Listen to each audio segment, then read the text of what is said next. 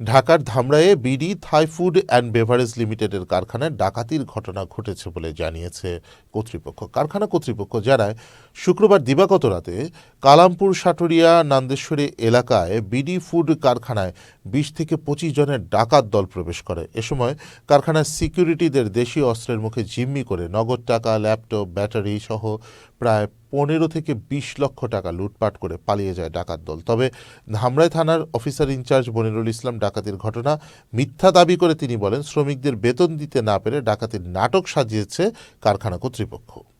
এই রাত 12:30 থেকে 1:45 বাজে।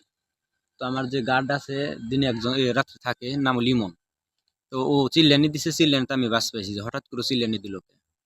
পরে চিল্লানি দেওয়ার পরে আমার নাম যখন নইছে তখন আমার রুমে ঢুকছে 4 জন, আর ওর রুমে ছিল 4 জন। এই 8 জন লোক আমার হাত বাঁধছে, পা বাঁধছে, মুখ বাঁধছে, পরে কষ্টিপ দিয়ে মুখ আটকে দিছে আমাদের। দেওয়ার পরে এখান থেকে 2 জন লোক, আমাদের যে 2 জন, এই 2 জনরে 8 জন লোক ওরা ওই সাইডে নিয়ে গেছে। ওই রুমে এক্সট্রা রুম আছে, ওই রুমে 3 জনরে বাইন্ধে রাখছে এক স্টাইলে। পরে আমাদের 2 জনে না 5 জনরে এক রুমে রাখছে। এক রুমে রাখার পরে দরজা একটু আটকে দিয়ে আপনার 3 জন লোক হলো 3টা স্যান নিয়ে দাঁড়িয়ে রয়েছে আমাদের। 5 জনরে রাখছে যে কথা কবি আর চিল্লানি দিবি, কোপ দিমু। আর চিল্লানি তো কোনো এখতিয়ার আমাদের নেই, এখানে মুখ কষ্ট আটকানো। পরে 5 জন লোক আমরা ওই জায়গায় ছিলাম।